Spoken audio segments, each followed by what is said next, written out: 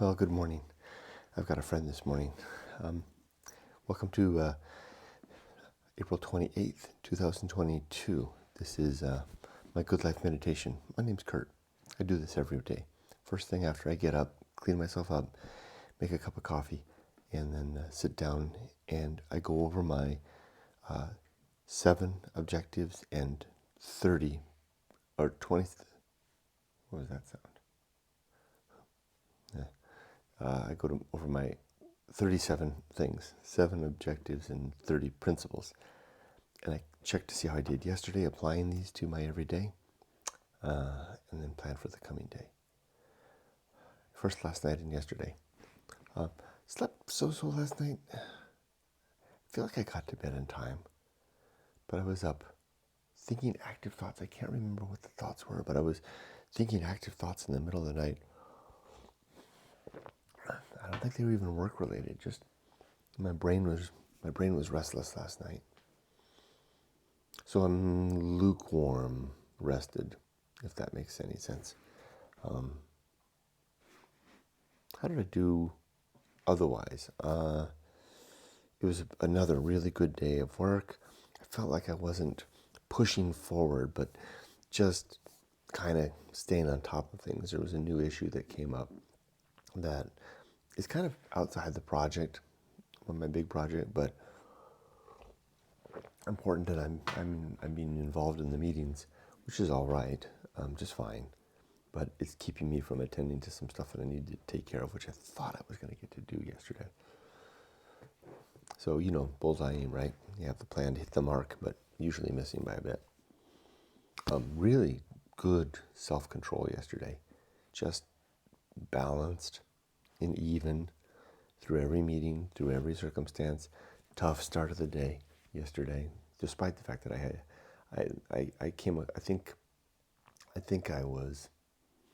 started the day well, despite not wanting to start the day at all. I really don't take days off. I rarely get sick, and I don't take days off unless I am sick or have a planned vacation. But yesterday was one of those days that I was like, oh, I wish I could just call in sick. But I didn't. And within an hour of getting started at work, I was feeling really good. I hope that when I retire that I can keep that discipline to just push through despite the fact that I don't want to. I don't think I have that discipline. I think I'm gonna fall to pieces when I retire.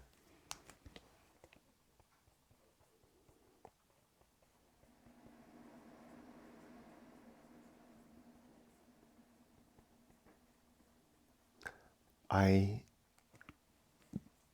do well in I do better in an environment where I am expected to perform than an environment where I'm left to my own devices, despite the fact that I've managed to write several books on my own. I kind of look back and I don't know what had I pulled those out of? Where did I find the discipline to do that? So clearly I can do it. I just don't have confidence that I can do it. Anyway, as to my my measure, my circles and my X's for Wednesday, what did I earn? Remember my criteria is 1 video, 1 journal entry, and at least 10 pages of writing. So I did the video, despite the fact that the sound cut out near the end. I did the journal entry, and I read exactly 10 pages of James Boswell's Life of Samuel Johnson. So I get me a circle. Just 3 more to go, and I can earn a green week on my death calendar. All right, let's do the Good Life meditation for today. 7 objectives, and these are, number 1, to have my life always, my bags packed for going nowhere. I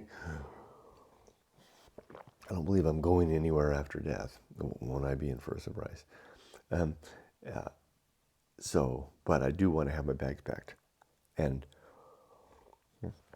I was thinking about that. So that means having my affairs in order, my relationships in order, and my life's work in order, as settled a state for these things as I possibly can at all times. When I was a kid, I used to worry. I remember I grew up in the Cold War. I used to worry that the Soviets were going to attack, and I would keep my shoes handy just in case so I could run. I literally did that. That was really a thought I had when I was a boy. I want to that end, I have a special, I shouldn't tell you this, but I will. I have a special file cabinet, small one, sitting over there. It's got all of our finances information in there, and all of our bank account information and how to access it. And I've told Yumiko that's where all the paperwork is. Our relationships are in good order. I really don't have anything unsettled business with my family, or my friends, or anybody within reason. I think my human contacts are settled, and my life's work is done. Even though I've written a couple of books, the main book, Going Alone, is well done. Well edited, quite finished. So that's good. I would like to do one more thing. Yumiko asked me to, because I was telling her about, I don't know why, but we were talking about this. We were talking about last wishes, and I was saying that I want them to dispose of my body in the whatever cheapest method they can find. Cardboard box would be fine. I don't want to be buried, but but if you're going to cremate me, put me in the cardboard boxes they put me in, whatever that is. And if you can, dedicate my body, give my body to some science organization so that there's no expense at all. Just, here, take that. I wish there was a dumpster they could put me in. Just have the guy come in with a claw on the thing and dump me in there. Bring out your dead. So she said, why don't you write it down? And she also reminded me, remember, Kurt, funerals are for the living, not the dead, right? So I just don't want them to go to any expense and trouble, and I certainly don't want them to go to any expense to dispose of my corpse. And I certainly don't want to spend any money on like a tombstone or anything like that. I'm happy, just scatter my ashes under the bridge in Siberia. That would be great. So she asked me, she says, can't you just write that down and just put that somewhere? So I'm going to do that. I'm going to make a little thing. I'll put it below my death calendar in an envelope, and says, to be opened upon my death. And it'll just be my last message. Good idea, Yumiko. So that's good. I got through one. That's my first objective. Pardon me. My second objective is to make good and effective use of my time, to not waste my time. These days are so precious. That's what that whole circle and X thing is about. Was yesterday a good use of time? Yes, it was. Yesterday hit the mark on every mark. Yeah, that makes sense. And I'm going to strive to do so today. And it was a tricky one yesterday because I was really busy yesterday. I had to work overtime. Shh, don't tell my boss, because I'm not supposed to. It was a struggle just to get the 10 pages in, because the daylight was running short. Mr. Snorty here. Then the third one is to develop and maintain good and sound life principles. That's these 7 and 30, and I do this every day. The next is to cultivate good emotional reactions, to react well to whatever's happening. Kind of had a moment yesterday when that morning was sucked after breakfast. That's the toughest time, after breakfast, because I come upstairs, put on my work shirt, go sit at my computer, fire everything up. Blah. I hate doing that. I hate warming up into the day's work. And I stopped by Yumiko's room. She was in her room right there, getting all prettied up for her day. And I kind of poked my head in, and I really wanted to vent a little bit and say, I'm not ready for this day. And I did say that just a little bit. I said, but I held it in a little bit. I tempered it. I said, it's going to be it's a Wednesday, because yesterday I said, let's both make it the best day we possibly can. Sappy optimism maybe, but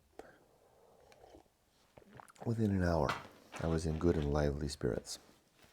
after my workday had begun. And you know what? I should remember that's always the case. Because I start work at 7:30, by 8:30 every morning, I'm in good and lively spirits pretty much every working day. And I pretty much remain that way throughout the day. I'm worn out by noon.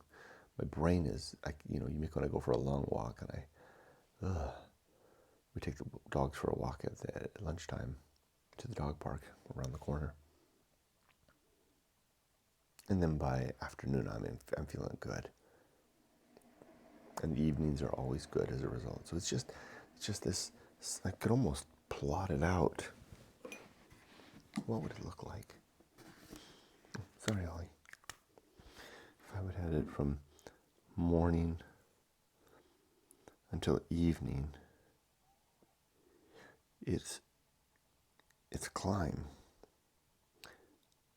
Well, just before dawn is kind of bad, and then it is kind of going afternoon. Kind of like that. That's the cycle of the day.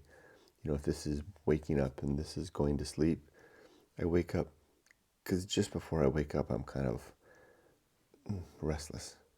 I get kind of in and out of sleep. So I kind of wake up this scale is feeling good. And then it drops down into the 7 a.m. hour. It's like 5:40 right now. I'm right here right now. And I'm right about there. And this is going to be about 7:30, is right about there. And then slow climb all the way through the day, maybe lunchtime around here. And then up, until I finally go to sleep, kind of levels off. Feeling really good. This is the daily sweet spot. I wonder if I can pull that off during retirement, if I can find that. I know it's not forever, right? I mean, you never stay in the sweet spot all the time, but if I can find a way to locate the parameters of the sweet spot and get in it, I bet I can. Worthy goal.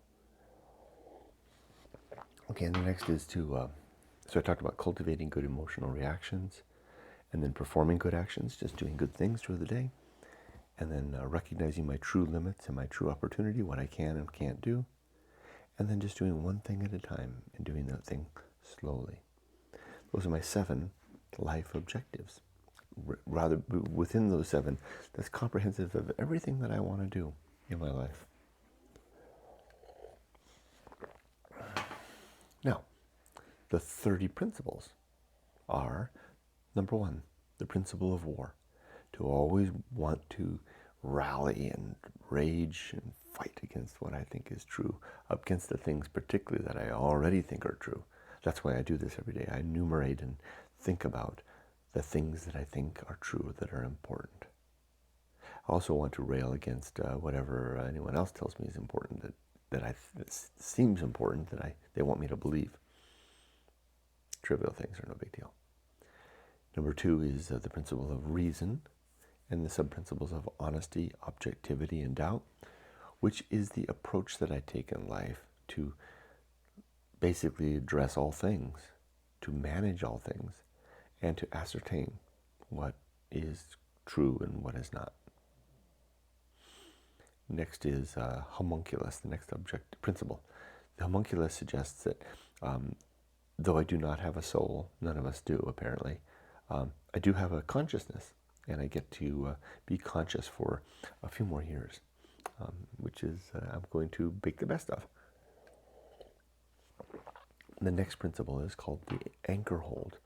This is a reminder that the consciousness that I have is trapped seemingly inside my head. Doesn't it feel like it's just behind your eyes a little bit, right around here? And it can't go anywhere. It can't get away. Maybe that sense is because of our senses are all, mostly focused around here. The homunculus is trapped and alone, stuck, and will not escape when I die. Will die with me, utterly, never ever to come back. No good reason to think that. The next is the principle of the home of good and evil. Good and evil do not reside do not permeate the universe. Good and evil are opinions and ideas that we hold in our heads, that we develop, share from with one and from another, and achieve strength through consensus. Well, they don't exist outside of us. That's why it's good to keep in mind that these things are malleable. There is no eternal truth, no right and wrong chiseled on any stones anywhere, or eked out in the starlight. How amazing that would be. The next one is the principle of purpose. And my purpose in life is to, 1, be a good husband and father, 2, to be a virtuous human being, helping to improve our well-being, our general well-being. That's one of the reasons why I should be quite satisfied in my job. I get to do that. I get to work in the public sector as a public servant, helping to make the world a better place. Lucky me. So I should appreciate my job a lot more. I do greatly appreciate. Oh, boy, don't I ever! I really do appreciate my job, and I appreciate the people that I work for, and I appreciate the public that employs me. Number 3 is my mission, which is to share the story of going alone and the Good Life Creed, which was the result of that adventure. Next is the atomic principle. Everything is made of bits and pieces, flowing and changing and forever transforming. And then the principle of nature. Everything has some particular nature, and it's good to recognize what that nature is so that I can be prepared to abide, or at least understand or expect particular results. I can try to work my way around those results, but I also have to remember what my true limits are. Next comes the pirate ride, a simple suggestion that free will doesn't exist. It's an illusion. We think that we can make any choice we want. Well, in fact, we can make any choice we want. That part is free. But what strangely is not free is that whatever choice we make, that's the only one we could have made. The universe has far too much to say in our decision making than we let on. It's really not much about what's happening here. This is just the decision gate, the conscious choices that we make. The universe at large is pushing and prodding us in so many ways. That's the impetus that causes us to choose right or left, or up or down, or yes or no. Next is the principle of maturity and the sub-principles of wisdom and fortitude. We are mature when we remember wisely our past successes and failures, and then apply our better judgment to an improved future. Next comes the social principle. We are social creatures. We need each other. And it's good for us to find engagement that connects us and brings us together and helps us to be social beings, because humans are social animals. The next principle is public speaking. A reminder to be very careful about what I say and what I write, to use just the right number of words within reason, carefully chosen words, deliberate words, effective words, understood words, not flamboyant. Even though I strive to have a good vocabulary, I don't use words that I don't think other people will understand. I keep them relative to the context, work, Really, I don't have anybody to talk to that I can use those more interesting words. I kind of wish that would be fun, to have like a people that you could. It just doesn't exist, right? I mean, the days of Dr. Johnson, and his literary colleagues talking at the Mitre Tavern. Those days are gone by 250 years. Maybe it's happening somewhere, but not really readily available in my world. So I enjoy it in my books. Also, public speaking suggests that we do not gossip, ever. Where gossip is easily identified as any type of speech about somebody else where we would be suddenly embarrassed to discover that they were overhearing what we said. If that's the case, then that's gossip. I'm not going to do that. In fact, it's one of my sins. I'll get to that in a second. Okay, so that's public speaking, and then comes the temperance, a reminder to be very careful in my consumption, to do just enough work and just enough play and eat just enough and drink just enough and do all things just enough. And there's three sub-principles there: suffering, simplicity, and apathy. We suffer because when we deny ourselves what we want, we suffer a little bit. I'd rather have another cookie. Simplicity, because a simple life is a temperate life. And then apathy, which is the tool that we employ, the attitude we employ when we recognize what is outside of our control or what we decide that we are going to forego, and we let it go. Disconnect, especially for the stuff that's not within our control. Sudden downpour while I'm walking the dog. There's not much I can do about that. I'm not going to rail at the heavens. I'm simply going to hunker in a little bit. Come on, dogs, let's go. Go. I'll be apathetic to that fact and the fact of the rain. Next comes the horror show. Life is really an awful place. There's just horror happening all around us. I mean, like Jason level stuff, without the Jason. And it's happening to greater or lesser degrees everywhere around us and to us as well. And if it's not happening now, it's coming for you. It's coming for me too. And I want to recognize that and remember that and be sensitive to that fact. I won't necessarily temper my attempt to live well and enjoy life, but I will be ready to address the horror and sensitive and cognizant of the pain that others are going through, and ready to tackle that myself to the best of my ability. The next principle is called that which must be borne with an E, carried. And what I have to carry are my responsibilities. The decisions that I made, particularly at a younger age, to go down the path of a responsible life, I have to fulfill that duty, even though it's tough. And I also know that it's also the best thing I can possibly do, even though it's tough. I also have to I have to bear the fact of the horror show. Yeah. Next is the Feast of Offal. And this is what happens when we get upset into the world, when we decide to share, to vent at large or to a limited degree with our immediate family or friends, our upset, which is okay. It's okay to share your upset, but there's a way of doing it that is less sharing as much as it's almost abuse, or when we vomit up our pain in a hostile, tantrum-like manner. Sometimes we can't help ourselves.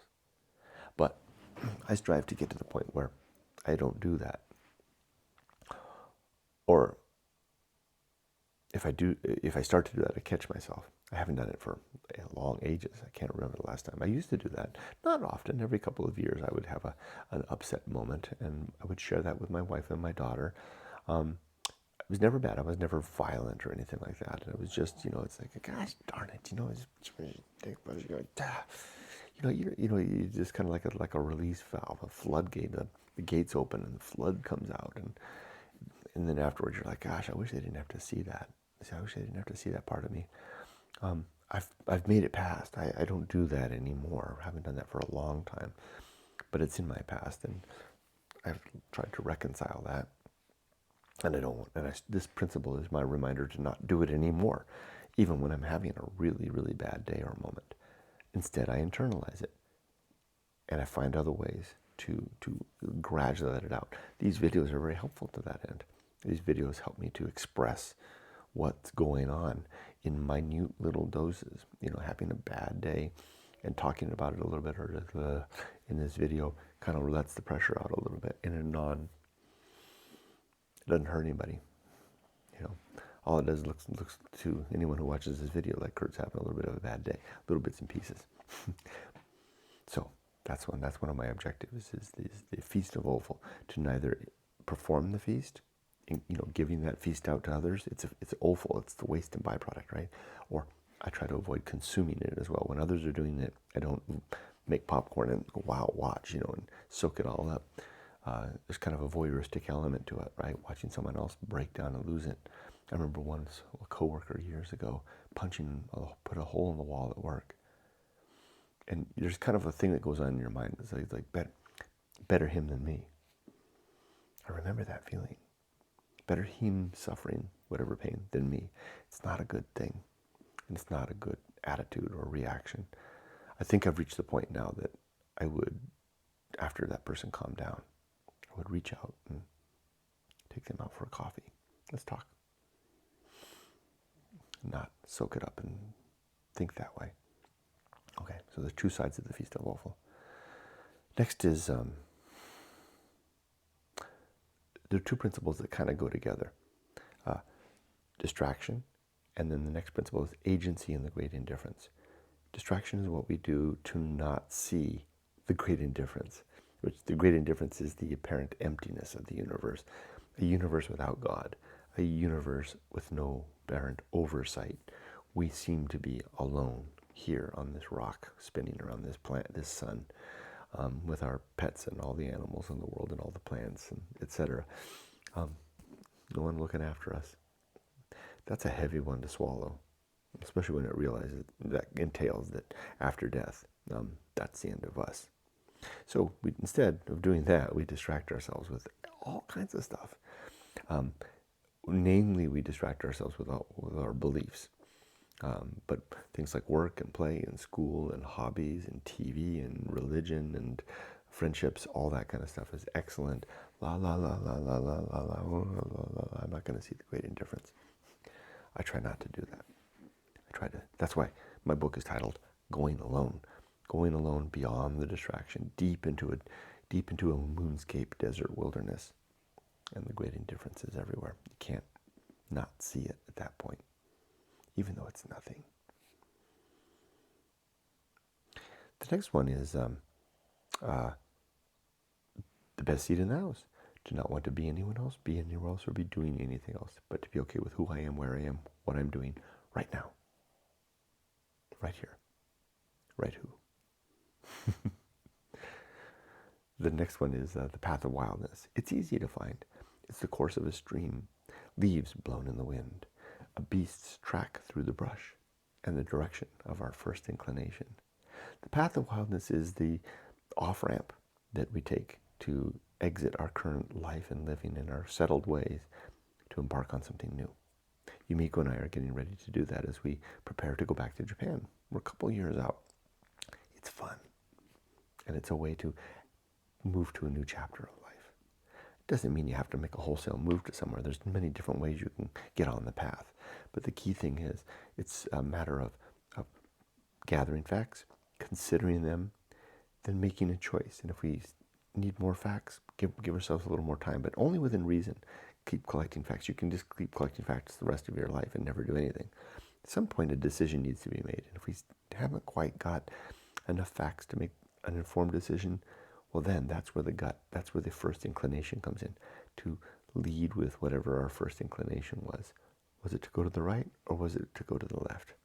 I developed this from hiking in the mountains of Japan and literally being nearly lost in the wilderness and trying to decide, do I take, this canyon fork to the right or left? Let's look at the facts, and then right, that's what my gut's telling me. Sometimes it led me to the edge of a waterfall. Sometimes it led me home.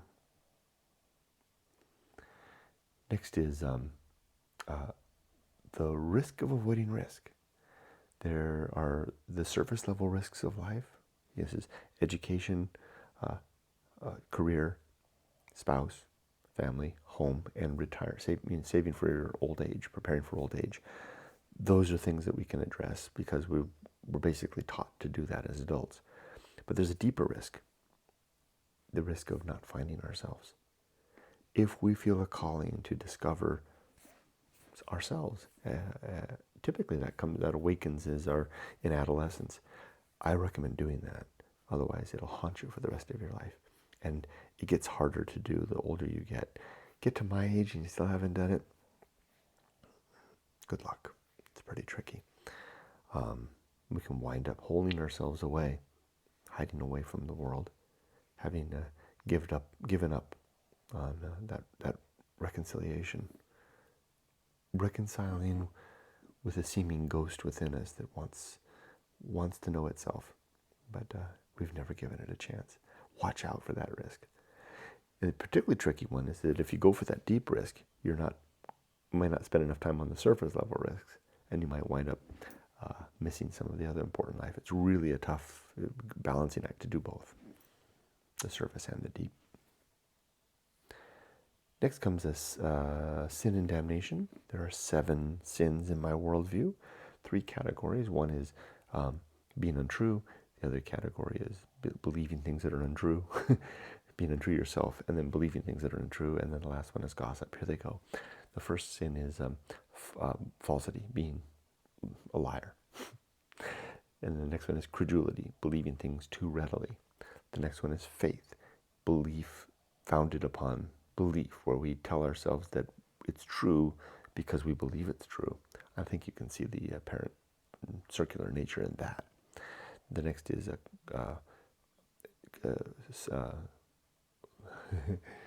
superstition, belief, a categorical belief that is pretty much nonsense. Dogma, belief, which is the great apparatus of tradition and the trappings of institution that we're awed by, and we choose to believe because of that. The size of the book, the holy book. Wow, it's this big. It's gilded pages. It's been around for a long time. It's not good enough reason to believe. Authority, belief, because someone who's expressing those tenets, wow, they say it so well, and look at how they're dressed, and what a funny hat. They must know what they're talking about, and everybody else seems to agree. Not good enough reason to believe. And then lastly is gossip. As I mentioned before, gossip is an awful sin. The consequence of all of these sins is damnation in the here and now. We're damned because we're liars. We're damned liars. We're believing stuff that may be untrue. And we're engaging in gossip, which is just an awful thing to do. Sin and damnation. Next one is complete oblivion. When we're dead, as I mentioned before, I don't think that there's anything to follow. We're not going to see our loved ones again. That means that we're never going to have a chance to have reunion. We're never going to see each other again. We'll have no chance at reconciliation. So anything that's harsh words that we said, that's why I want to die, be always ready to die. Have my relationships in a settled state so that I don't leave with anything that I, needs to be said or apologized for, etc. And then finally, no final justice, no final reunion, no final reconciliation, and no final justice. So seek after these things in the here and now. The justice one, of course, use the standard ways to do that. No justice on your own, because we won't have a chance to do any of that afterwards, after we're gone. Nor will we be around to know that we missed that chance. Funny thing. Next is the great life adventure. One or more marquee events, experiences that we have that help to form, that help us to discover ourselves, so to speak, and help to form our identity and our life story. I really recommend doing that in our 20s after university. You've got about 5 or 6 years that you can take on your own. Go. Have your adventure. Don't start your career right away. Don't get married right away. Don't settle down, unless that's what you want to do. But if you feel that deep level, you're yearning for something else, go do whatever the hell that thing is. Get it over with. It'll become like a little sand in the oyster. Is it oysters make pearls? And that will eventually grow into a pearl. It will be your centerpiece in life. And you can do more than one. Next is the season of a philosophy, a time to record what we've learned along the way. Be ready for those words to come. If they may not, but if they do, have your pen and paper ready. I keep my journal on the desk, open over there with a pen on it all the time. As soon as the words come, I go over and I write them down, because they go away. Like that, they're gone. Next is the bullseye aim. We strive towards the target of life, the mark, but we usually miss. No big deal. Sometimes we miss the target altogether. No big deal. Just keep trying. Uphill climb is next. Life is a steady upward trudge. I don't want to stop at any time and rest on the side, nor do I want to burrow into the side of the hill and call it home. I want to keep climbing for the rest of my days, because the view just keeps getting better and better, although it does get chilly and cold up there. Next is three more. Arena and utility. Life is an arena for the execution of our principles towards the objectives that we've set for life. And I want to keep these principles ready to use at all times. That's what this Good Life meditation does. By talking about them every morning, they are there, right in front of me. I can use, it's amazing how I don't have to rummage for them anymore. It's rare that it's after the fact that I have to, oh gosh, I wish I'd done it like that. Usually I'm ready to do it like that now, because I remind myself every morning of how I want to be and how I want to behave and react. Next is two more. Nothing is enough. A reminder that less is just fine. Maybe nothing's too much, but you get the point. And then lastly, the principle of fun. A reminder to enjoy life, to not postpone the pleasure, to find some things that I really like that are fun, and to do those things. And to remember also, there are two sub-principles here. One is hope and retrospect. To remember that there's a great amount of joy in the anticipation of life, the anticipation of things to come. Like Yumiko and I are really enjoying our anticipation of our new life in Japan. And there's also a lot of fun in looking back at where we've been and, photographs and memories, right? So, principle of fun, hope, looking forward, retrospect, looking back, but not living in those necessarily. It's a tricky balance. And that's it. That's my Good Life Creed. Now let's talk about the coming day. I have about 5 meetings today, including a wrap-up meeting, a monthly wrap-up meeting with my supervisor. I think I've got all of them queued up and pretty much ready to go. Most of the surprises this week are done. It's a Thursday. I think it's going to be rather straightforward. Got a lot done this week, a lot of stuff done. I think we're in good shape. The month of May is going to be pretty straightforward. I've got to catch up on some important risks, issues, decisions, and an important change for one of my projects. I've got to work on those. I think I'm hopefully going to have some free cycles to do that. I don't anticipate getting ambushed by anything today. Hopefully the sound is still working. After I'm done with this, I will start the video uploading. I'll read my chapter in the Bible, still in Isaiah. I think I'm going to be in Isaiah for a long time. and then I'm going to, then I'll do the journal. Then I'll go downstairs, feed the dogs, feed myself, come upstairs, change my clothes, get to work. I wish you all the best. Be safe, but not too safe.